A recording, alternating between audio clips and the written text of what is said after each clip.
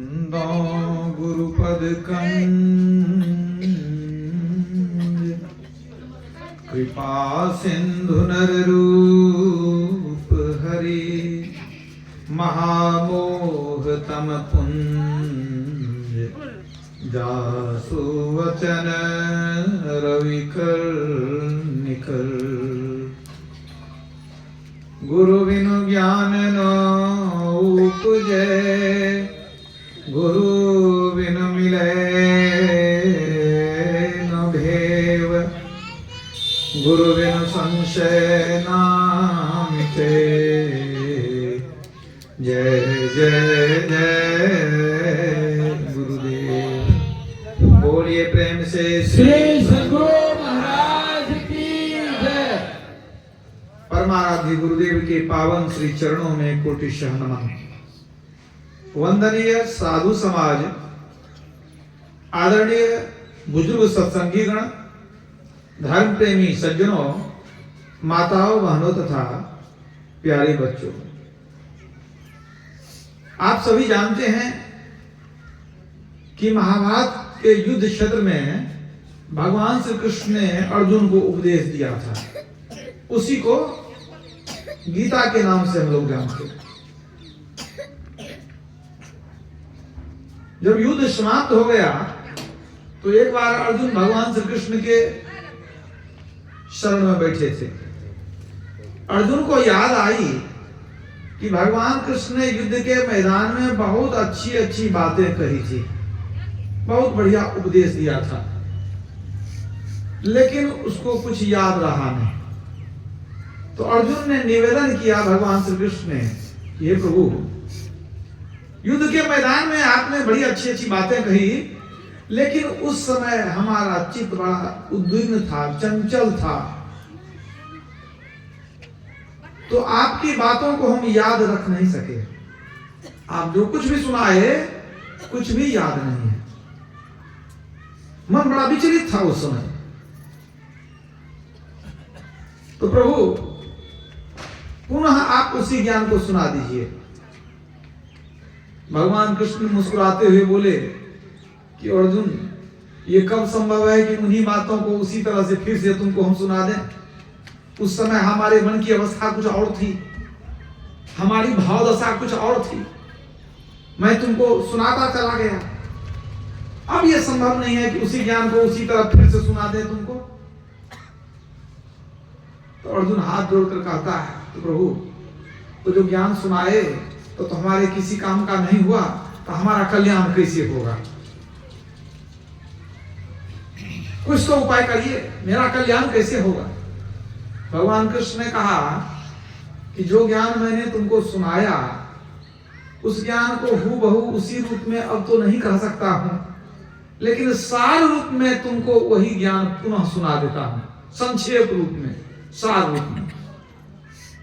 दोबारा भगवान श्री कृष्ण उसी गीता के ज्ञान को सार रूप में सुना दिए, संक्षेप में सुना दिए। और जो सुना दिए उसको क्या कहते हैं? उसको कहते हैं उत्तर गीता।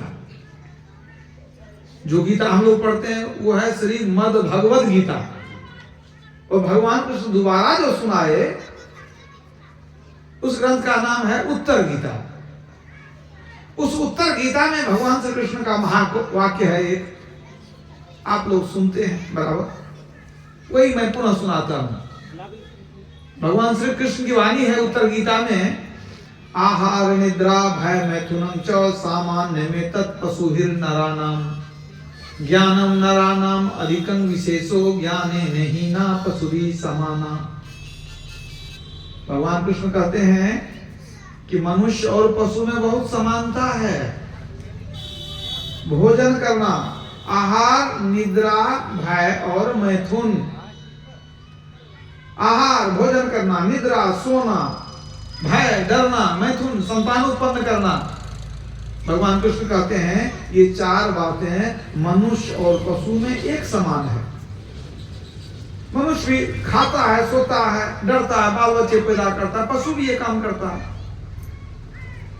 ये चारों बातें समान हैं। तो मनुष्य की विशेषता क्या है?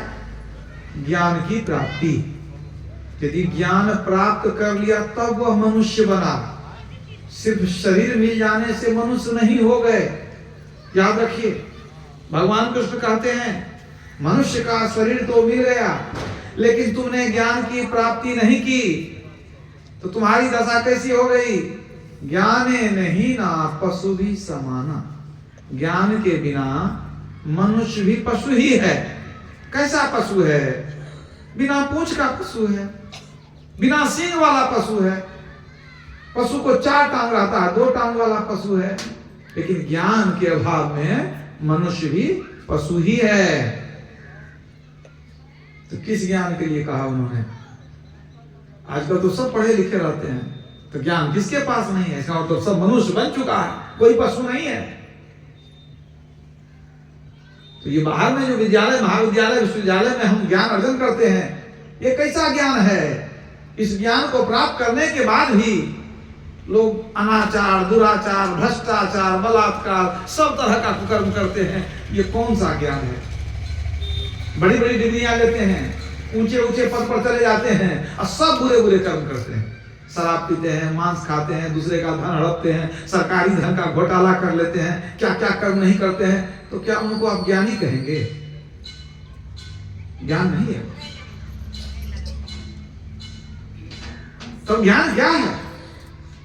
असल ज्ञान जो हमको ईश्वर की तरफ ले जाए, जो मोक्ष की तरफ ले जाए। तुलसीदास जी ने रामचरितमानस में लिखा है, धर्म ते वीरति योग ते ज्ञाना, अज्ञान मोक्ष प्रद वेद बखाना। सच्चा ज्ञान वह है जो बंधन से मुक्ति दिला दे। ज्ञानान मोक्षम वाप्नोति तस्माद् ज्ञानं परात् परम। बृहत् संसार में लिखा गया है ज्ञान से ही मोक्ष होता है। इसलिए ज्ञान से बढ़कर के कोई दूसरा उपदेश नहीं है। तो असली ज्ञान वह नहीं है जो बाहर में हम लोग ग्रहण करते हैं, लेकिन कर्म हमारा अज्ञान वाला होता है। वो असली ज्ञान नहीं है। असली ज्ञान है आध्यात्मिक ज्ञान, पारमार्थिक ज्ञान, ब्रह्म ज्ञान भी कर सकते हैं। तो ज्ञाने नहीं ना पशु भी समाना। वह जो पारमार्थिक ज्ञान है, आध्यात्मिक ज्ञान है, उसके बिना मनुष्य पशु है। तो उस ज्ञान की प्राप्ति कहां होगी? उसके लिए कौन सा विद्यालय? उस ज्ञान को कहां पाएंगे? बिनु सत्संग ज्ञान नहीं उपजे, कर ले जतन हजार रे, ब्रह्मा आनंद खोज गुरु पूरा, उतरो भवजल पार रे। बिना सत्संग के वह ज्ञान मिलने वाला नहीं है। इसलिए यहां आते हैं, बड़ी बड़ी डिग्रियां ले लेते हैं, फिर भी इस ज्ञान से वंचित रह जाते हैं।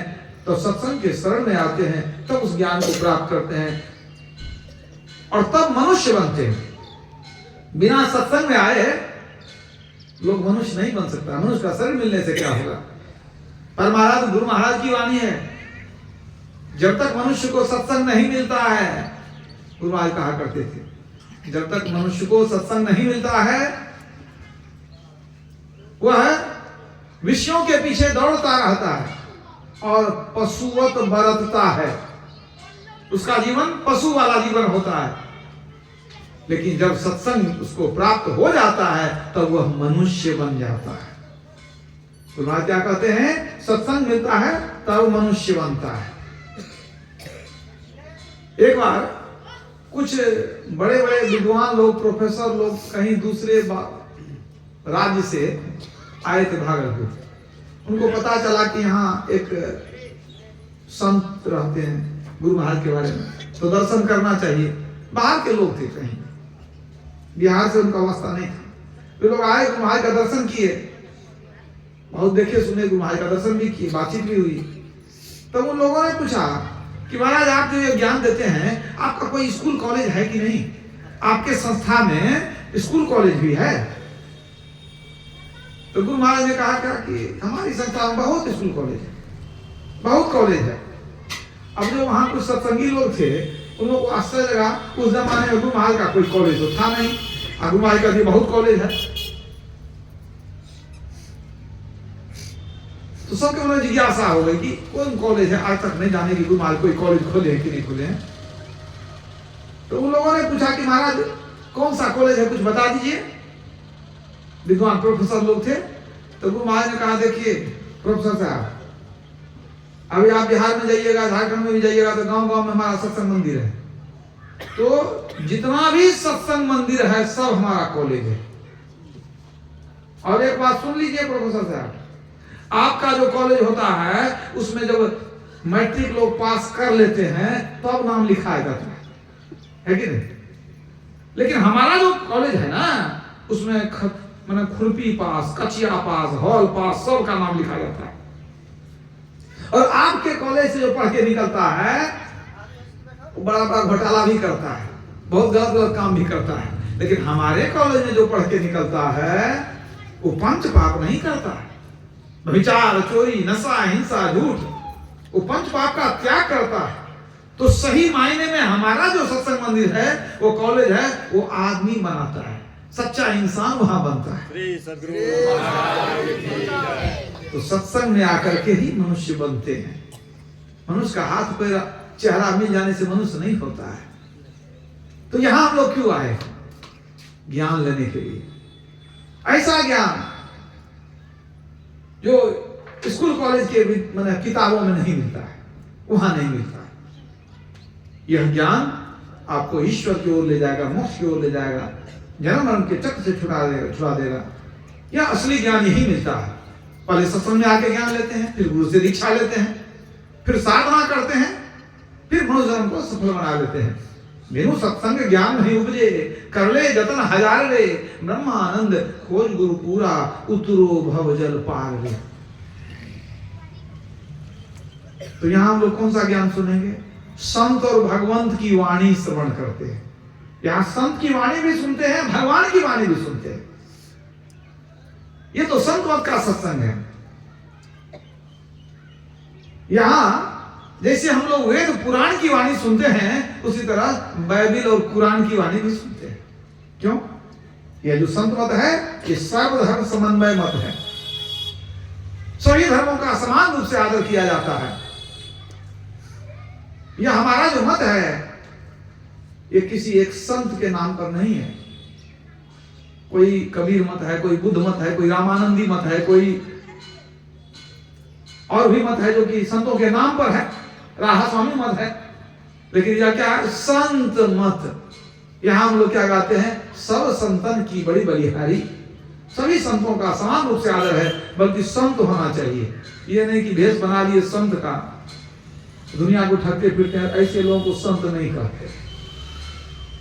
तो जो सच्चे संत हैं उनकी वाणी हम श्रवण करते हैं और भगवान की वाणी भी श्रवण करते हैं। अगर कोई ऐसे लोग हों जो संत को नहीं मानते हो, तो अगर उनके मन में होता हो हम भी मनुष्य हैं, संत भी मनुष्य हैं, उनका क्या सुनेंगे? हम भगवान का सुनेंगे। तो आप संत मत के सत्संग में आइए, यहाँ भगवान की वाणी भी सुनाई जाती है। लेकिन अगर आप सुनते रहेंगे, सुनते रहेंगे, सुनते रहेंगे, तो अंततः आप इसी निर्णय पर पहुंचेंगे कि जो संत मत है वही भगवंत मत है। भगवान भी वही बतलाते हैं जो संत बतलाते हैं। दोनों के ज्ञान में कोई विभेद नहीं है। तो अभी हम लोग भगवान श्री राम का उपदेश श्रवण कर रहे थे। भगवान श्री राम प्रजाजनों को बुलाए, गुरु ब्राह्मणों को बुलाए और बुला करके उन्होंने ज्ञान दिया। बड़े भाग मानुष तनु पावा, सुर दुर्लभ सब ग्रंथ ही गावा। भगवान श्री राम इस मनुष्य शरीर की विशेषता बतला रहे हैं। यह जो मनुष्य शरीर हम लोग को मिला है, बड़े भाग्य से मिला है, बड़ा दुर्लभ शरीर है। देवता भी लालायित रहते हैं इस शरीर के लिए। देव दुर्लभ शरीर है। आप सोचिए जरा सा, देव दुर्लभ शरीर आपको सुलभ हो गया है, तो आपका जो शरीर है देव शरीर से ऊंचा शरीर है, श्रेष्ठ शरीर है। क्यों है ये भी बता दूंगा। जब भगवान राम कहते हैं तो क्या कोई कारण है कि उनके बात पर विश्वास नहीं करें? बिल्कुल करना चाहिए। मर्यादा पुरुषोत्तम भगवान राम कह रहे हैं कि देव दुर्लभ शरीर आप सबको प्राप्त हुआ है। देव दुर्लभ, देवता से श्रेष्ठ आपका शरीर है। अब आप बताइए कि आप देवता से श्रेष्ठ हैं और फिर देवता के पीछे ही भागते हैं, तो अपना काम बिगाड़ते हैं कि ऊपर जा रहे हैं कि नीचे जा रहे हैं। विचार करके देख लीजिए। भले देवता की आयु लंबी है कि नहीं? देवलोक में भोग सामग्री ज्यादा है, उनके इंद्रियों में भोगने की शक्ति ज्यादा है, उनको सिद्धि कुछ प्राप्त है, तो हम उनको बड़ा समझ लेते हैं, सोचते हैं बहुत महान है। याद रखिए, जब कोई जीव बहुत पुण्य करता है, कोई जीव पुण्य करता है तो देव शरीर मिल जाता है, लेकिन जब बहुत ज्यादा पुण्य करता है तब मनुष्य शरीर मिलता है। मनुष्य शरीर पाना आसान नहीं है। भगवान खुद कहते हैं देव दुर्लभ शरीर आप लोगों को, सबको, हम सबको प्राप्त हुआ है। भगवान बुद्ध ने भी इस बात की पुष्टि की है। ऐसा नहीं कि सिर्फ भगवान राम ने कह दिया हो, सभी संत भगवान यही कहते हैं ये मनुष्य शरीर बड़ा दुर्लभ है, बहुत कष्ट से प्राप्त होता है। भगवान बुद्ध की वाणी है, मनुष्य जन्म पाना दुर्लभ है, मनुष्य जन्म पा करके भी जीवित रहना दुर्लभ है, जीवित रह करके भी सतधर्म श्रवण करना दुर्लभ है, सतधर्म श्रवण करके भी बुद्धत्व को पाना दुर्लभ है। तो मनुष्य जन्म पाना दुर्लभ है, भगवान बुद्ध कहते हैं। जगत गुरु शंकराचार्य ने कहा है दुर्लभं त्रयमय वेत देवानुग्रह हेतुकम मनुष्यत्वं मुमुक्षुत्वं महापुरुष संशयः। इस संसार में तीन चीज बड़ा दुर्लभ है, ईश्वर की कृपा होने पर ही इनकी प्राप्ति होती है। वो तीन चीज क्या है? मनुष्य का शरीर, मोक्ष की इच्छा और महापुरुषों का संग। और भी संतों की वाणियां लीजिए। हमारे गुरुदेव क्या कहते हैं? क्षण क्षण पल पल समय सिरावे, नरतन दुर्लभ फिर नहीं पावे। कबीर साहब ने क्या कहा? बार बार नर देह नहीं, सुन ले वीर रे, चेत सके तो चेत कहे कबीर रे। बार बार ये शरीर मिलने वाला नहीं है। सभी संत कहते हैं। नानक साहब ने कहा का जानी कछु पुण्य प्रगटो, तेरो मानुखा अवतार, नहीं ऐसो जन्म बारंबार। बड़ा दुर्लभ शरीर है। अच्छा, दुर्लभ कैसे है? जरा इसको विचार कर लीजिए। दुर्लभ कैसे है? भगवान श्री राम कहते हैं क्या? इस शरीर में रहने वाली जो जीवात्मा है वो अविनाशी है, और ये शरीर नाश होने वाला है। तो ये अविनाशी जीवात्मा विभिन्न शरीरों में घूमती रहती है। आकर 4,84,000 जोनि भ्रमत यह जीव अविनाशी, फिरत सदा माया कर प्रेरा, काल कर्म स्वभाव गुण घेरा, कबहुक करी करुणा नर देही, देत ईस बिनु हेतु सनेही। ये मनुष्य शरीर दुर्लभ कैसे है ये समझा रहा है। भगवान राम क्या कहते हैं? 4 खानियों में 84 लाख योनियां हैं। ये जीव अविनाशी है, उन विभिन्न शरीरों में घूमता रहता, बहुत कष्ट उठाता है। कभी दया करके परमात्मा मनुष्य का शरीर देते हैं। मतलब बहुत भटके हैं इस शरीर के लिए, क्या क्या नहीं बने, पशु बने, पक्षी बने, कीट बने, पतंग बने, पेड़ पौधा बने, देवता बने, लेकिन मनुष्य नहीं बने। बहुत मुश्किल से दया करके परमात्मा ने मनुष्य शरीर दिया। मतलब करोड़ों युगों से विभिन्न शरीरों में घूम रहे हैं, कभी कभी मनुष्य शरीर मिलता है, इसलिए दुर्लभ कहा गया। यही बात भगवान श्री कृष्ण कहते हैं गीता में।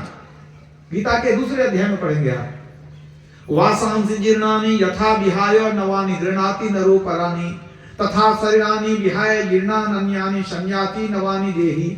हे अर्जुन, जैसे हमारा शरीर पुराना कपड़ा उतार कर फेंक देता है, नया नया कपड़ा पहनता रहता है, उसी तरह ये जीवात्मा पुराने शरीर को उतार कर फेंक देती है, नया नया शरीर धारण करती रहती है। जरा विचार कीजिए, जैसे हम लोग कपड़ा बदलते हैं उसी तरह जीवात्मा शरीर को बदलती रहती है। मतलब क्या हुआ? विभिन्न शरीरों को जीवात्मा बदलती है। इसका क्या मतलब हुआ? हम लोग आदि काल से विभिन्न शरीरों में घूम रहे हैं। कब से घूम रहे हैं? जब से सृष्टि बनी है तब से घूम रहे हैं। जीव जबते हरिते बिलगानो, तबते देह गेह निज जानो, माया बस स्वरूप विसरायो, यही भ्रमते नाना दुख पायो। तुलसीदास जी कहते हैं जब सृष्टि हुई, ईश्वर से हम लोग अलग हुए, शरीर संसार के बंधन में आ गए, शरीर को अपना घर समझ लिया और माया में फंस गए, अपने स्वरूप को भूल गए, तब से दुख में पड़े हैं। ईश्वर से जब से अलग हुए तब से विभिन्न शरीरों में घूम रहे हैं, दुख उठा रहे हैं। आज ही से शरीर में नहीं घूम रहे हैं, अब प्रत्येक शरीर में कष्ट होता है। ये तो अनुभव आप भी करते हैं, शरीर में आएंगे तो कष्ट होगा। जन्मते समय कष्ट होता है, अब मरने में भयंकर कष्ट होता है। सहजो मृत्यु के समय पीड़ा होए अपार। अब बिच्छू 10,000 ज्यों डंक लगे एक बार, 10,000 बिच्छू एक ही बार डंक मारे, कितना कष्ट होगा। मरने में उतना कष्ट होता है, एक ही बार नहीं मरे हैं, बार बार मर रहे हैं, जन्म ले रहे हैं।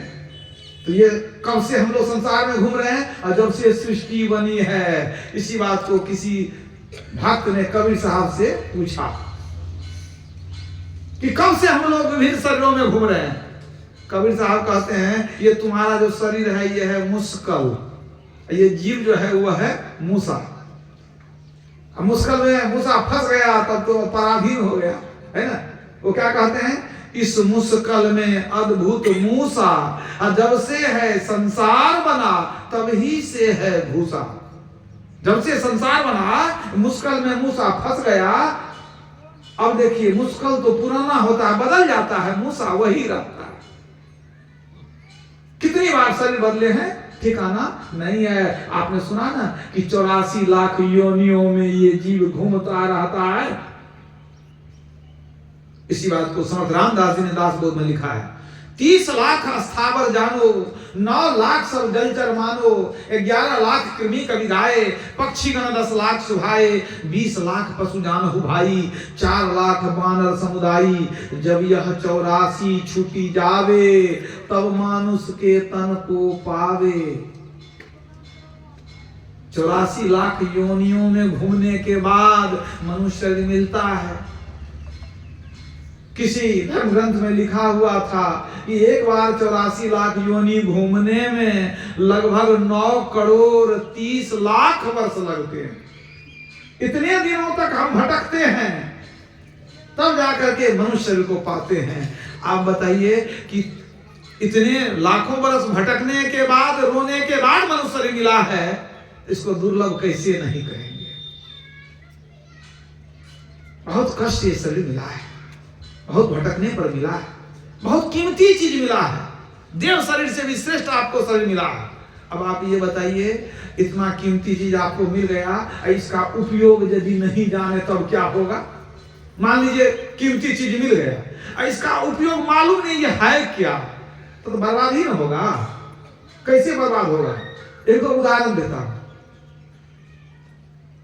हम लोग जब छोटे थे, 2 भाई थे, छोटे थे, तो उस समय हम लोग को 5 पैसा 10 पैसा मिलता था कुछ खाने के लिए, चॉकलेट टॉफी कुछ खरीदने के लिए 5 और 10 पैसा मिलता था। हम लोग 10 पैसा मांगते थे, 10 पैसा मिल गया तो बहुत हो गया, ढेर मिल जाता था उसमें।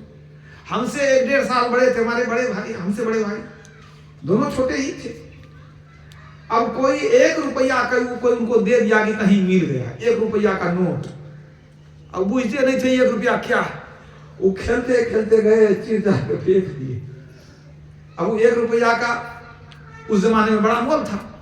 अब वो उनको पता नहीं था कि 10 पैसा इसमें 10 ठो निकलेगा, इसमें 10 पैसा 10 मिलाएंगे तब 1 रुपया होता है। अगर जानते हैं कि हम 10 पैसा मांगते हैं और ये 10 गुना बड़ा रुपया है ये, तो उसको चीर के नहीं फेंकते। मतलब पता नहीं था कि ये क्या है, तो चीर के फेंक दिया, है कि नहीं? वही बात कहते हैं, अगर महत्व जानेंगे तब उपयोग करेंगे, और नहीं जानेंगे बर्बाद हो जाएगा। तो इस शरीर का हम क्या उपयोग करेंगे, इसकी क्या कीमत है, क्यों मिला है, इसको जानना जरूरी है। अगर नहीं जानेंगे तो क्या करते हैं आप, खूब बढ़िया से पढ़ते लिखते हैं, इसके बाद बढ़िया से कमाते हैं, अब बहुत कमाए तो माना भोग का साधन जमा करते हैं, बढ़िया घर, बढ़िया गाड़ी, बढ़िया व्यवस्था, टीवी, फ्रिज, वॉशिंग मशीन से लेके हर चीज, कीमती मोबाइल, कीमती हर चीज होना चाहिए। भोग की सामग्री जमा किए, अब फिर उसको आनंद उठाए, उससे उस सामग्री से आनंद उठाए ना, भोग किए उसका। तो यदि आप सत्संग में नहीं आते हैं, आप सब कुछ करते हैं, ठीक है, तो क्या करते हैं, बहुत धन कमाए, पढ़े लिखे बहुत धन कमाए, अब बहुत भोग करते हैं, विषय का भोग कर रहे हैं, ठीक है। और आपको यदि कोई कह दे कि नहीं आपका जीवन बर्बाद हो गया, तो कहिएगा आगे बर्बाद कैसे हो गया? इतनी संपत्ति है, इज्जत है, प्रतिष्ठा है, नौकरी है, व्यापार है, क्या नहीं है, हमको कैसे बर्बाद हो गया हमारा? तो आम लोग जो सत्संग में कभी आए नहीं, वो सोचते हैं कि खूब कमाना, खूब मौज उड़ाना, यही इस जीवन का लक्ष्य है, वही बुझते हैं और उसी में वो जीवन को लगा के रखते हैं।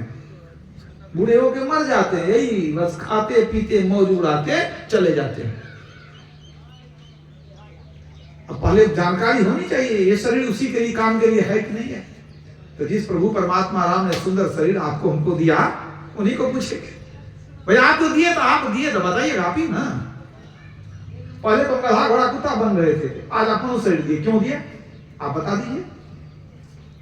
भगवान राम ने कहा सब मम प्रिय सब मम उपजाए सब ते अधिक मनुज मोहे भाए। सबको मैंने ही पैदा किया है। वही राम जो परमात्मा के रूप में रहते हैं तो सृष्टि को बनाते हैं, सबको पैदा करते हैं। तो परमात्मा राम ने सबको पैदा किया और वही परमात्मा राम आज राजा राम के रूप में आपके सामने खड़े हैं, मतलब प्रजाओं के बीच में खड़े हैं। अब वो क्या बतला रहे हैं? यही तन कर फल विषय न भाई स्वर्ग स्वल्पांत दुखदाई। ये जो हम लोग विषय भोग में लगे हैं, अब विषय भोग को भी समझ लीजिए क्या है। हमारी 5 ज्ञानेंद्रियां हैं जिसे ज्ञान ग्रहण करते हैं, 5 कर्मेंद्रियां हैं और 4 अंतःकरण की इंद्रियां हैं। तो 5 जो ज्ञानेंद्रियां हैं, आंख, कान, नाक, जिह्वा, त्वचा, इसी से हमको संसार का बोध होता है।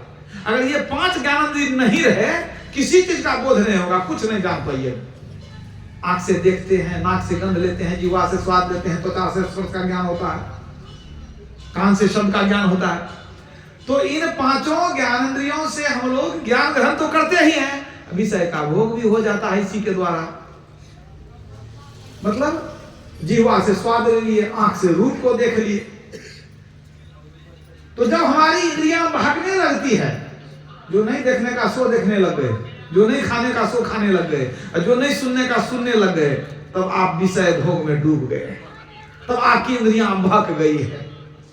5 ज्ञानेंद्रियां हैं और 5 कर्मेंद्रियां हैं। 5 ज्ञानेंद्रियां जब बहकेगी तो 5 कर्मेंद्रियां भी बहकेगी और 10वां इंद्रियां आपकी बहक गई तो आप 10 मुख रावण बन जाएंगे धीरे धीरे। तो भगवान राम कहते हैं ये मनुष्य शरीर विषय भोग के लिए नहीं है, यही तन कर फल विषय न भाई। तो विषय भोग के लिए कौन सा शरीर है? ये शरीर नहीं है। कौन सा शरीर है? इसके पहले जिन जिन शरीरों में रहे हैं, पशु पक्षी कीट पतंग, यहां तक कि देव शरीर में भी विषय भोग की ही प्रधानता थी। देव शरीर में भी विषय भोग ही होता। तो विभिन्न शरीरों में भोग कर चुके हैं, इसलिए ये शरीर विषय भोग के लिए नहीं है, विषय आनंद के लिए नहीं है। ये भगवान राम कहते हैं। इस बात की पुष्टि सभी संतों ने कर दिया, ये शरीर विषय भोग के लिए नहीं है। भगवान शिव ने कहा सुनो उमा ते लोग अभागी, हरि तजी हो ही विषय अनुरागी। वे लोग अभागे हैं जो ईश्वर को छोड़ करके दिन रात विषय भोग में खाने पीने मौज करने में लगे हुए हैं। गुरु महाराज ने पदावली में लिखा है विषय भोग मन ललची ललची धरे जाए पड़े जम जेवा। विषय भोग में ललचेंगे तो काल का ग्रास बनेंगे, जम के शरण में जाएंगे, आवागमन के चक्र में घूमते रह जाएंगे। तुलसीदास जी ने विनय पत्रिका में लिखा है 5 विरस परस रस शब्द गंध और रूप, इनकर कहा न कीजिए बहुरी पड़व भवकूप। तुलसीदास जी कहते हैं जो 5 विषयों के फेर में रहेगा वो आवागमन के चक्र में घूमता ही रह जाएगा। तो ये शरीर विषय भोग के लिए नहीं है। यदि कोई व्यक्ति इसको सिर्फ विषय भोग में ही लगा करके रखते हैं और सोचते हैं नहीं हम बहुत बड़ा काम कर रहे हैं, बहुत धन जमा किए हैं, 4-5 मंजिला मकान हो गया, 2-3 गाड़ी है, ट्रैक्टर से लेकर ट्रक तक खरीद लिए हैं, बैंक बैलेंस सोना चांदी सब कुछ है, हमारा जीवन सफल है। यदि कोई ऐसा व्यक्ति सोचता है मनुष्य शरीर पा करके भी वो विषय भोग में लगा हुआ है तो उसका जीवन कैसा है? बहुत छोटा सा उदाहरण देता हूं। एक किसान था, जब फसल पकने को आई तो खेत में मचान बना करके बैठा। अब वो रोज क्या करता था, कंकड़ पत्थर चुन करके मचान में बैठ जाए। अब कौआ को मैना को उड़ाते रहे, चिड़िया आएगी तो उड़ाना पड़ेगा ना उसको, चिड़िया भगाने के लिए पत्थर का प्रयोग करता था। अब उसको एक बार तो ईटा पत्थर जमा करने में समय लगे और फिर उसको फेंकते रहता था। एक दिन मिट्टी कोड़ते कोड़ते उसको एक घड़ा मिल गया, घड़ा मिला पीतल का, बड़ा खुशबू, पीतल का घड़ा मिला, काम आ जाएगा। मिट्टी का घड़ा फूट जाता है, पानी पीने में अच्छा रहेगा। और जब खोला उस ढक्कन उसका तो देखता है कि बहुत इसमें पत्थर भरा हुआ है। मन खुश हो गया कि जो पत्थर चुनते थे अब चुनना नहीं पड़ेगा, कई दिन काम चल जाएगा हमारा। इसी पत्थर से कौवा उड़ा लेंगे, मैना भगा लेंगे। ओ घैला घड़ा जो था वो लेकर के बैठ गया मचान पर। अब उसी पत्थर से अपना कौवा मैना उड़ाते रहे, चिड़िया उड़ाते रहे। एक दिन 2 दिन उसी से काम चल गया, बड़ा सुंदर पत्थर था। और सारा पत्थर तो चिड़िया भगाने में फेंक दिया, वो एक पत्थर बच गया हाथ में। उधर से कोई जौहरी जा रहा था, तो जौहरी जो जा रहा था वो नजदीक आया, देखा कि इसके हाथ में कोई चमकीला पत्थर है। तो पूछता है किसान को, भैया आपके हाथ में क्या है? का तुमसे मतलब क्या है? क्या है? अरे हम अपना काम करते, तो अपना काम देखो ना। कहने पूछ लिए, का पूछ लिया, पत्थर लेके चिड़िया उड़ाते हैं, इतना दिमाग नहीं है तुमको?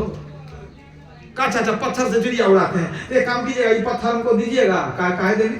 चुन के रखते हैं, तुमको देंगे। काम कीजिए, कुछ पैसा देंगे तब दे दीजिएगा। का पैसा देगा तब दे देंगे। कितना देगा?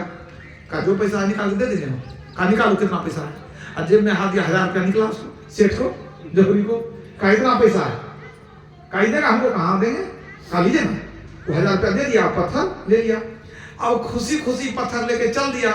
अब किसान सोचता है कि कैसा पागल है, पागल पहले मिल जाता हमको तो कितना 1000 रुपया हमको मिलता। ये पागल आदमी हमको आज अंतिम में मिला है।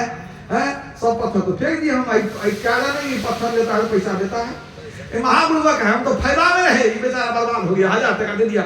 हम तो मजदूरी भी करते हैं, तो 4 दिन 5 दिन मजदूरी करते तब 1000 रुपया मिलता है। बैठे बैठा 1000 रुपया मिल गया हमको। तो बड़ा खुश है कि हम बड़ा फायदा में रहे। वो पागल था, मूर्ख था। कौन? जौहरी। आज जौहरी सोचता है कि हमारी तो किस्मत पलट गई। 1000 रुपया में जो हीरा मिला है कम से कम 5 लाख का है। समझ गए कि वो था हीरा। अब देखिए 1000 रुपया में हीरा मिल गया और दोनों खुश है। ये सोचता है कि उसको उल्लू बना दिए, वो सोचता है इसको उल्लू बना दिए, और दोनों खुश है। कैसा सौदा है? वास्तव में आप विचार कीजिए कि बेवकूफ कौन बना? वो किसान बेवकूफ बना। क्यों बना? अज्ञान था, ज्ञान की अवस्था उसकी नहीं थी, अज्ञान की अवस्था में था। वो उस पत्थर को पहचानता नहीं था कि ये हीरा है, कीमती पत्थर है। कौवा उड़ाने में बर्बाद कर दिया, फिर भी खुश है कि नहीं हम तो बहुत काम किए, 1000 टका इससे मिला हमको, कौवा भी उड़ाए इस पत्थर से, बहुत काम किए। तो यदि आप मनुष्य शरीर को पा करके खाने पीने सोने में जीवन को बर्बाद कर रहे हैं, मतलब परमात्मा ने आपको क्या दिया? वो हीरा दिया, वो पारसमणि पत्थर दिया, लेकिन आप क्या किए? वो कौवा उड़ाने में बर्बाद कर रहे हैं। याद रखिए, मन ही मन खुश भी हो रहे हैं कि नहीं बहुत धन संपत्ति है, बहुत मौज कर रहे हैं। तो जीवन को बर्बाद मत करिए। ये पारसमणि गांव है और आपको पारस मिला हुआ है। किसी भक्त ने अच्छा कहा, अति दुर्लभ है तन मानुष को यह पारस ज्ञान विचारिए जी। गुरु मंत्र दियो जो दया करके, सो श्वास में श्वास उचारिए जी।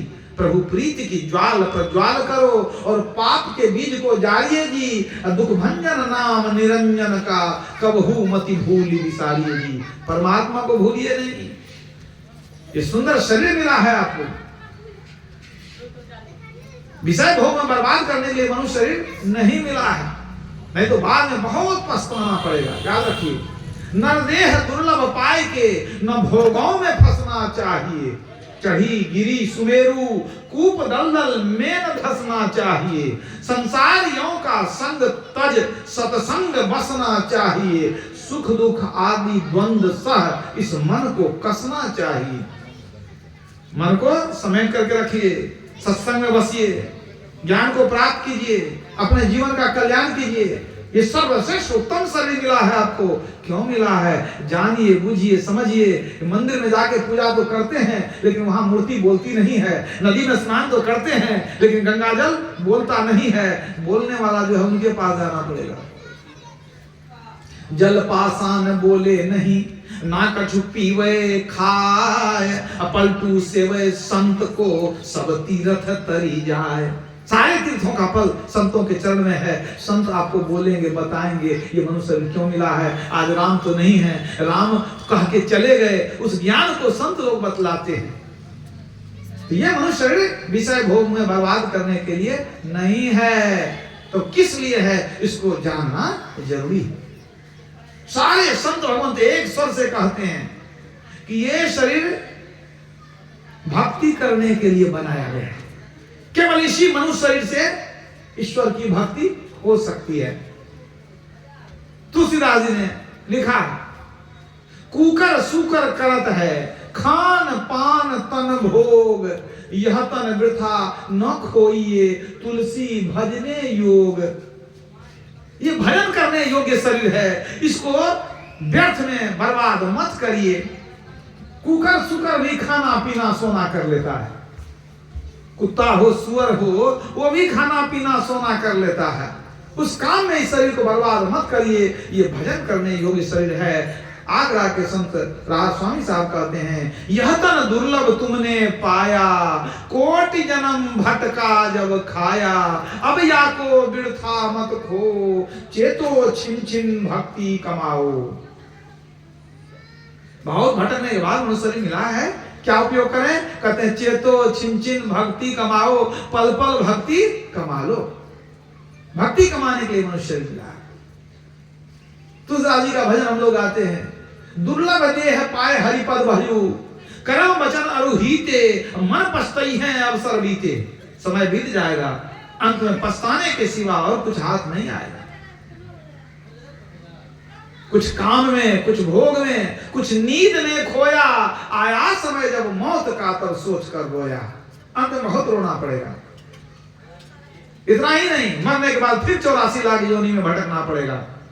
लक्ष 84 भरम के पौ पर अटके आए, अब की पासा ना पड़े, फिर 84 जाए, फिर से 84 में चले गए। चले गए तो चले गए, अब फिर कब मनुष्य शरीर मिलेगा कोई ठिकाना नहीं है।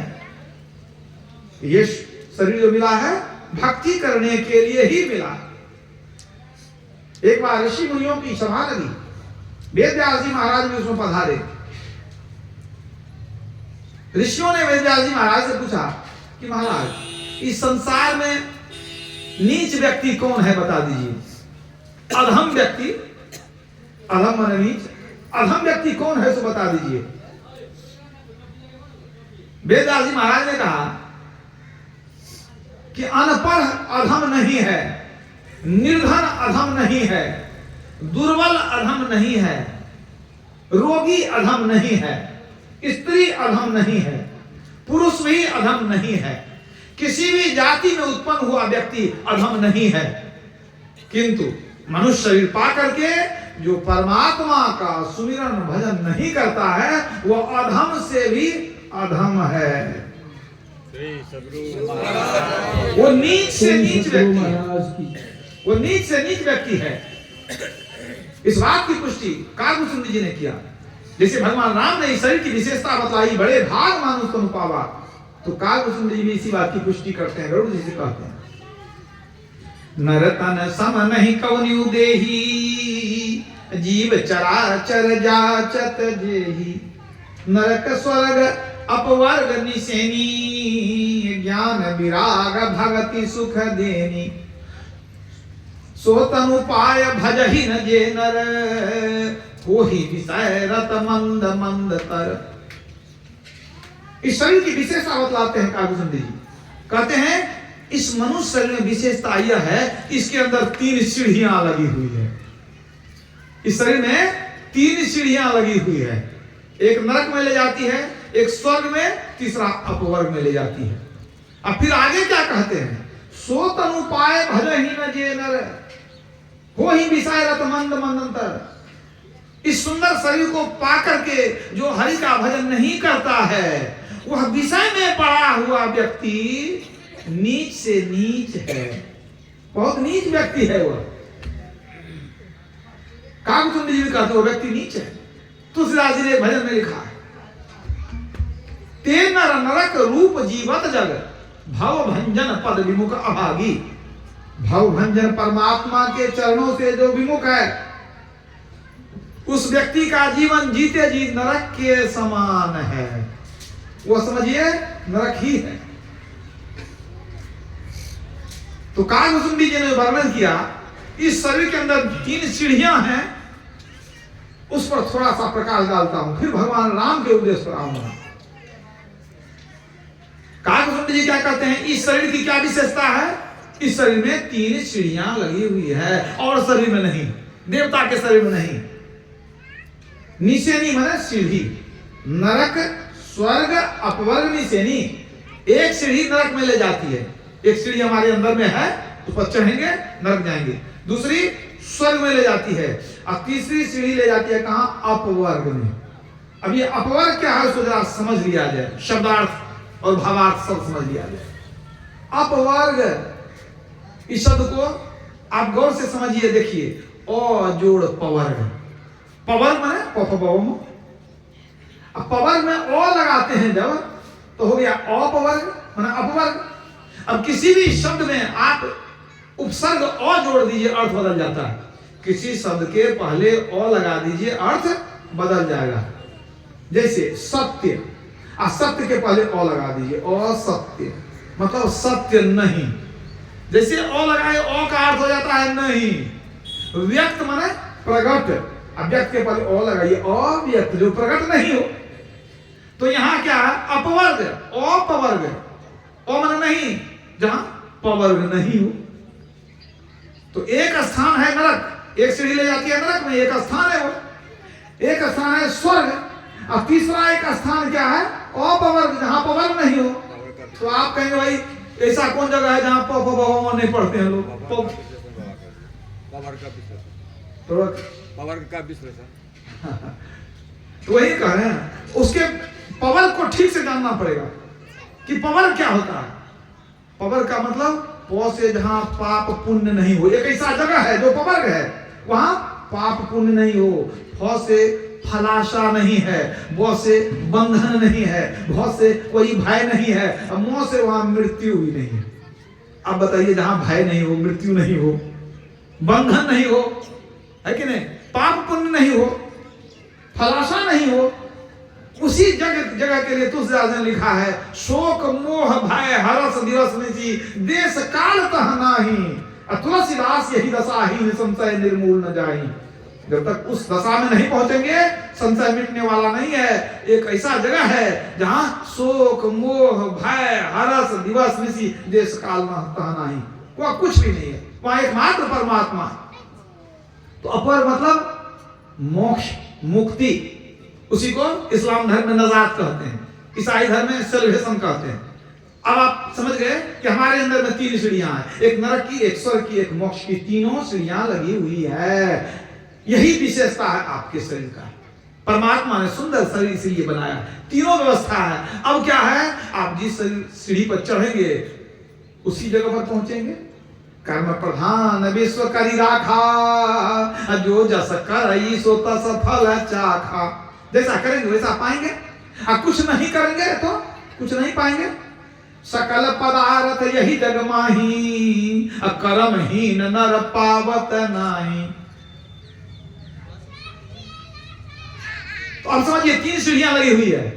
अब आपको विचार करना पड़ेगा कि भाई किधर जाए। 3 सीढ़ी है तो पहले सोच विचार करने चलेंगे कि कुछ दूर चले जाएं, वहां से धक्का खाकर लौट के आए फिर जाएं। सोच विचार के काम करना चाहिए, बिना विचारे जो करे सो पाछे पछता। तो पहली सीढ़ी पर विचार कर लीजिए, पहली सीढ़ी नरक में ले जाती है। तो आप कहेंगे नरक का तो चर्चा छोड़ दीजिए, जिसमें जाना नहीं चाहते हैं, कोई नहीं जाना चाहेगा, क्योंकि भाई नरक में तो दुख होता है, मालूम है कि नहीं। तो नरक की सीढ़ी में कोई जाना नहीं चाहता, तो इसको भूल जाइए। अब 2 सीढ़ी आपकी बच गई है, स्वर्ग और मोक्ष। और इत्तेफाक से दोनों जगह सुख मिलता है, स्वर्ग में भी सुख है, मोक्ष में भी सुख है। स्वर्ग सुख ये भी शब्द सही है, अब मोक्ष सुख ये शब्द भी सही है। अब दोनों पर विचार करेंगे, तुलनात्मक अध्ययन कि आखिर जाना कहां ठीक रहेगा। अब कागभूषुंडी जी को छोड़ के चलते हैं भगवान राम के उद्देश्य को, उससे पुष्टि हो जाएगी, जिज्ञासा का समाधान वहां हो जाएगा। तो भगवान राम प्रजाजनों को बुलाकर उपदेश दिए। भगवान राम के राज्य में किसी को कोई कष्ट नहीं था, सबको पता होगा। दैहिक दैविक भौतिक तापा, राम राज्य काहू नहीं व्यापा। राम के राज्य में किसी को कोई कष्ट नहीं था। फिर भी भगवान उपदेश दे रहे हैं सबको बुला करके। क्या कहते हैं, जाओ परलोक यहाँ सुख चाहू, सुनी मम वचन हृदय दृढ़ गहू, सुलभ सुखद मार्ग यह भाई, भगति मोरी पुराण श्रुति गाई। भगवान क्या कहते हैं, ध्यान से सुनिए, क्या कहते हैं कि अगर इहलोक परलोक दोनों जगह सुख चाहते हो तो मैं उपाय बतलाता हूं, ध्यान से सुनो। जाओ परलोक यहाँ सुख चाहू, तो यहाँ की जो बात है तो कहते हैं किसको है, प्रजा को। यहाँ तो सबको सुख मिला हुआ है, राम के राज्य में सब सुखी थे, तो बच क्या गया परलोक का सुख, क्योंकि संसारिक सुख तो सबको मिल रहा था, तो एक परलोक सुख ही बच गया है। तो भगवान बता रहे हैं कि परलोक में, परलोक मतलब मरने के बाद सुख की प्राप्ति कैसे होगी, तो भगवान बतला रहे हैं। तो भगवान क्या कहते हैं, भक्ति मोरी पुराण श्रुति गाई, मेरी भक्ति करोगे तो परलोक में सुख मिलेगा, क्योंकि यहाँ का सुख तो मिला हुआ है। भले दोनों जगह की चर्चा कर दिए, लेकिन जब आधा काम हो चुका है तो इसकी चर्चा क्यों करेंगे हम, है कि नहीं। तो भगवान के कहने का मतलब है कि यदि परलोक में सुख चाहिए तो मेरी भक्ति करनी पड़ेगी, और यदि नहीं करेंगे तब क्या मिलेगा, सुख मिलेगा नहीं मिलेगा। स्वाभाविक बात है, वो कह रहे हैं मेरी भक्ति करोगे तो परलोक में सुख मिलेगा, और नहीं करोगे तो सुख नहीं मिलेगा, तब क्या मिलेगा, दुख मिलेगा। स्वाभाविक बात है, मतलब भगवान दर्शन दे रहे हैं, लेकिन क्या कह रहे हैं, अगर भक्ति आगे नहीं किया तो परलोक में दुख मिलेगा। कुछ लोग सोचते हैं भगवान का दर्शन हो गया तो काम पूरा हो गया।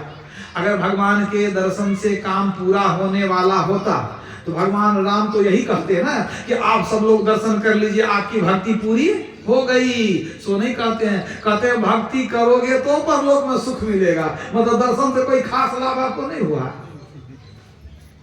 अगर नहीं करेंगे तब क्या होगा, तो हानि होगी। क्या हानि होगी, परलोक में दुख मिलेगा। दुख कैसे मिलेगा, नरक जाएंगे, परलोक में दुख कैसे मिलेगा भाई, स्वर्ग जाएंगे तो दुख मिलेगा नहीं, मोक्ष में जाएंगे दुख मिलेगा नहीं, नरक जाना पड़ेगा। मतलब भगवान का दर्शन करने के बाद भी यदि कोई व्यक्ति भक्ति नहीं करे तो मर करके नरक जा सकता है। आप कहेंगे क्या प्रमाण है, प्रमाण ही प्रमाण है। पांचों भाई पांडव द्रौपदी भगवान कृष्ण का बहुत दर्शन किए। पढ़िए महाभारत का स्वर्गारोहण पर्व, हिमालय के रास्ते से स्वर्ग जा रहे थे, लेकिन स्वर्ग क्या जाएंगे, पांचों भाई द्रौपदी सहित वहां से फिसल के गिरे, सब के सब नरक में गए।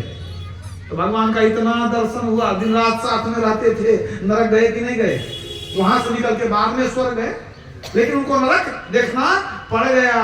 मतलब दर्शन से भक्ति पूरी नहीं होती, दर्शन से मुक्ति नहीं होती, दर्शन से भविष्य का जीवन सुरक्षित नहीं होता है। इसलिए भगवान कहते हैं कि परलोक में सुख चाहिए तो मेरी भक्ति करनी पड़ेगी, दर्शन करने के बाद ही। तो आज तो हम लोग मूर्ति का दर्शन करके खुश हो जाते हैं कि हमारा काम पूरा हो गया, और वहां साक्षात दर्शन दे रहे हैं, कहते हैं भक्ति करो। ऐसे काम नहीं चलने वाला। भक्ति करने से क्या होगा, कहते हैं परलोक में सुख मिलेगा। अब तो हम लोग कालभूषण जी के उपदेश से समझ गए हैं कि परलोक में सुख कैसे मिलता है। स्वर्ग में भी सुख मिल सकता है, मोक्ष में भी सुख मिल सकता है, दोनों जगह है हमारे पास, विकल्प है। जहां जाएं तो दोनों में से कहां जाना चाहिए, नरक जाने की तो इच्छा नहीं है। अब स्वर्ग जाएं कि मोक्ष में जाएं, तो भगवान राम कृपा करके स्वतः ही उपदेश दे दिए, कह दिए ना क्या, यही तन कर फल विषय न भाई, स्वर्ग स्वल्प अंत दुखदाई। भगवान राम कहते हैं इसको कान खोल के सुनिए, जो सत्संगी है वो भी सुनिए, जो नहीं है और ज्यादा सुनिए। भगवान राम क्या कह रहे हैं, खूब अच्छी तरह से सुनिए। भगवान क्या कह रहे हैं कि स्वर्ग का जो सुख है अल्प है, अंत में दुख होता। दो बात याद रखिएगा, स्वर्ग जाएंगे अनंत सुख नहीं, असीम सुख नहीं, सीमित सुख, अल्प है, थोड़ा सुख है, और अंत में दुख होता है। अंत में दुख कब होता है, माने कुछ दिन के लिए स्वर्ग जाना होता है। आप स्वर्ग में कितना दिन रहेंगे, जितना पुण्य धरती पर कमाए हैं, आपका पुण्य खत्म होगा, स्वर्ग से आपको निकालेगा, वहां से निकाल के आप कहां जाएंगे, निकल के आपको नरक जाना पड़ेगा। हाथरस के संत तुलसीदास कहते हैं, नरतन दुर्लभ देव को सब कोई कहत पुकार, सब कोई कहत पुकार, देव दे ही नहीं पावे। देवता भी ये शरीर नहीं पाता, देव दे ही नहीं पावे। ऐसे मूर्ख लोग स्वर्ग की आस लगावे, पुण्य छीन, सोई देव स्वर्ग से नरक में आवे। अब भरमय चारियु खान पुण्य कहिता ही रिझावे। तुलसी सतमत तत्व है स्वर्ग पर करे खखार। नर्तन दुर्लभ देव को सब कोई कहत पुकार। इस पद में क्या क्या क्या बातें आई? तुलसी साहब कहते हैं कि जो स्वर्ग जाता है स्वर्ग से निकल करके नरक में आना पड़ता है। आप कहें नरक में क्यों जाना पड़ता है? अब जरा देखिए, तार्किक बात है, तर्कसम्मत बात है। कोई व्यक्ति जो पुण्य करता है तो कभी भूल चूक में पाप भी हो जाता है कि नहीं? अब कोई आदमी बड़ा पापी है तो उससे गलती से हो कि जान के हो कभी कभी पुण्य भी हो जाता है ना? कोई बहुत बड़ा पापी आदमी है, अब भूखे कुत्ते को रोटी खिला दिया, कभी तो पुण्य हुआ कि नहीं हुआ? अब कोई बहुत पुण्यात्मा है, अब भूल चूक में मान लीजिए किसी जीव की हत्या हो गई, मक्खी मार दिया, कुछ मर गया, तो कुछ पाप तो हुआ कि नहीं हुआ? तो याद रखिए, पाप पुण्य दोनों भोगना पड़ता है। कुछ लोग सोचते हैं क्या कि पुण्य ज्यादा होगा ना और पाप कम रहेगा तो दोनों में जोड़ घटा होकर के पुण्य बच जाएगा। जैसे कि लोग सोचता है कि माइनस प्लस होता होगा। कुछ लोग सोचते हैं कि मैंने अगर हम 5 पाप कर लिए हैं तो अब हम 10 पुण्य करेंगे तो दोनों को जोड़ घटाव करेंगे, 5 पुण्य बच जाएगा। लेकिन परमात्मा के दरबार में जोड़ घटाव नहीं होता है और दोनों भोगना पड़ता है। तो कोई आदमी अगर पुण्य किया है स्वर्ग में सुख भोग रहा है तो उसका पाप कौन भोगेगा?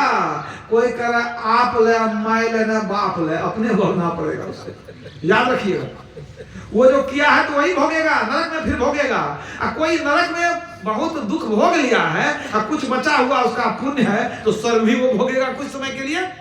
इसीलिए जो स्वर्ग जाता है वो नरक भी जाता है। तो भगवान राम कहते हैं स्वर्ग में सुख तो है, सीमित है, अंत में दुख होता है। दुख क्यों होता है? उसको फिर से नरक में जाना पड़ता है। अब पाप पुण्य दोनों जब भोग लिए, बिल्कुल खत्म हो गया। मान लीजिए जो पुण्य किए थे स्वर्ग में भोग लिए, पाप किए थे वो नरक में भोग लिए। अब क्या होगा? अब इसको भी समझ लीजिए। अब आपके पास कोई कर्म बंधन नहीं है। आप वहां से जो निकलेंगे नरक से तो बहुत दिन तक आप पेड़ पौधा बनेंगे। समझ लीजिए, पेड़ पौधा मतलब मूली और बैगन भी आप बनेंगे, याद रखिएगा। तो पेड़ पौधा बनेंगे और उसके बाद वहां से निकलेंगे तब कीड़ा मकोड़ा बनेंगे। कितने जन्म तक? और कितने जन्म तक कीड़ा मकोड़ा बनने के बाद तब क्या होगा? तब बनेंगे पक्षी, उसके बाद बनेंगे पशु। धीरे धीरे उन्नति होती है। और उसके बाद कबहु कई करुणा नर देही देत ई सबिनु हेतु सनेही। आप सोचिए कितना कष्ट उठाए हैं तब मनुष्य शरीर में आए, कितना पशु बने उसके बाद मनुष्य शरीर में आए। तो भगवान राम चेताते हैं कि स्वर्ग में सुख तो है लेकिन अंत दुखदाई, अंत में तुमको रोना पड़ जाएगा। आप विचार कीजिए कि जो आदमी झोपड़ी में सब दिन रहता है, मान लीजिए उसको तो रचा बसा है तो कोई दुख नहीं है, उसी में सब दिन रहता है। अब उसी व्यक्ति को पकड़ के ले जाइए, आप कुछ दिन 5 स्टार होटल में रख दीजिए, बिल्कुल एसी सारा व्यवस्था है, वहां तक शौचालय भी एसी है, जहां तक जाइए। और खाने पीने के लिए घंटी दबाइए, एकदम बढ़िया बढ़िया भोजन, पिज्जा बर्गर आगे आगे में खा लीजिए, बैठ करके बढ़िया बढ़िया भोजन खा लीजिए। और कोई कुछ करना नहीं है, एसी में अपना मस्ती करते रहिए। अब रिमोट दबा करके अपना सिनेमा देखते रहिए। उतना मौज में कोई आदमी 2-4 साल रह जाए और सीधे उसको निकल के ले जाइए कहीं, चलो तेरा झोपड़ी खा लिए वहीं चलो अब। और उस दिन लेकर के आइए और चटाई पर सोएगा, बेचारा डंगा पर सो रहा था, कितना मौज था। अब वो चटाई पर रखे सोए और उसको कहिए कि मड़वा का रोटी खाना पड़ेगा, हैं? अब बैगन का चोखा कैसा लगेगा उसको? बेचारा क्या क्या खाता था, उसको लगेगा स्वर्ग से नरक में चले गए हम, होगा ना? अगर वो झोपड़ी में है तो ठीक ही है, आदत बिगाड़ दिए स्वर्ग में, फिर दीजिएगा उसको झोपड़ी में, कष्ट है ना? तो कुछ दिन के लिए आप स्वर्ग जाइएगा और निकल के नरक में जाइएगा तो कैसा लगेगा? विचार कीजिए। तो भगवान राम संकेत करते हैं, वो क्यों कहेंगे मत जाओ? अरे दिमाग दिया ना आपको, बुद्धि दिया ना, विवेक दिया ना, आप विचारिए क्या करना है, भगवान का काम है बता देना। वही बात है, भगवान ने पहले कह दिया, सुनहु करहु जो तुम्हें सुहाई, मैं कह तो देता हूं और करो वही जो तुमको ठीक लगे। और नरक में ही अगर सरना है तो नरक में जाओ, हमको क्या दिक्कत है? तो भगवान ने संकेत कर दिया कि स्वर्ग में सुख तो है, अंत दुखदाई, अंत में बड़ा दुख है, मतलब स्वर्ग जाना ठीक नहीं है कि नहीं? कहते समझदार को इशारा काफी। तो एक सीढ़ी तो नरक में कोई जाना चाहता नहीं है और दूसरी सीढ़ी स्वर्ग की है। भगवान ने इशारा किया कि स्वर्ग में अंत में तू रोएगा, दुख होगा। तब और क्या बचा? एक सीढ़ी बच गई है, क्या? मोक्ष की सीढ़ी। तो उसके लिए भगवान से पूछना पड़ेगा कि आप जब स्वर्ग के लिए हमको इशारा कर दिए हैं तब मोक्ष के लिए कुछ इशारा कर दीजिए। तो भगवान राम कृपा करके अपने इशारा कर दिए, क्या? साधन धाम मोक्ष कर द्वारा, अपाय न यही परलोक संवारा। सो परत्र दुख पावई, सिर धुनि धुनि पछताए। काल ही कर्म ही ईश्वर ही मिथ्या दोष लगाए। भगवान श्री राम क्या कहते हैं? इस मनुष्य शरीर में मुक्ति का द्वार है, यही इसकी विशेषता है। इसी मनुष्य शरीर से मुक्ति में जाता है जीव, जहां जाकर के संसार में लौटना नहीं पड़ता। तो तेरे अंदर मुक्ति का द्वार है, भगवान कहते हैं। और फिर क्या कहते हैं? अगर इस मनुष्य शरीर को पा करके कोई अपना परलोक नहीं बनाया, मुक्ति को प्राप्त नहीं किया, तो क्या होगा? परलोक में दुख पाएगा। सो परत्र दुख पावई, और सिर धुनि धुनि पछताए। वह जन्म जन्म तक फिर आवागमन के चक्र में भटकते रहेगा और फिर रोते रहेगा। फिर से यह मनुष्य शरीर मिलने वाला नहीं है। इसलिए भगवान का संकेत है कि मनुष्य शरीर मिला है मुक्ति पाने के लिए। यही बात हमारे गुरुदेव कहते हैं। महर्षि प्रबंध महाराज की वाणी है।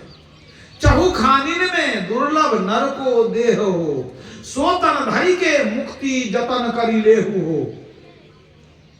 केवल नर ही तन से मुक्ति को पावहु, याते यातन दुर्लभ मुक्ति कमावहु। क्या कहते हैं? ये शरीर दुर्लभ शरीर है, इसी से मुक्ति मिलेगी, इसलिए मुक्ति कमा लो। तो हम लोग ऐसी भक्ति करेंगे कि मुक्ति मिल जाए। ये नहीं कि धन के लिए, बेटा के लिए हम लोग भक्ति करेंगे। सोने आवागमन सम दुख दूजा, है नहीं जग में कोई, इसके निवारण के लिए प्रभु भक्ति करनी चाहिए। तो जन्म मरण से छूटने के लिए भक्ति करनी चाहिए, यही तो मुक्ति है। मुक्ति मतलब जन्म मरण से छूटना, आवागमन के चक्र से निकल जाना, सदा के लिए ईश्वर में लीन हो जाना। कुछ लोग सोचते हैं कि मरेंगे तो अपने मुक्ति हो जाएगी, नहीं तो पूजा पाठ करेंगे तो मुक्ति हो जाएगी। कबीर साहब कहते हैं ऐसे मुक्ति नहीं होती है।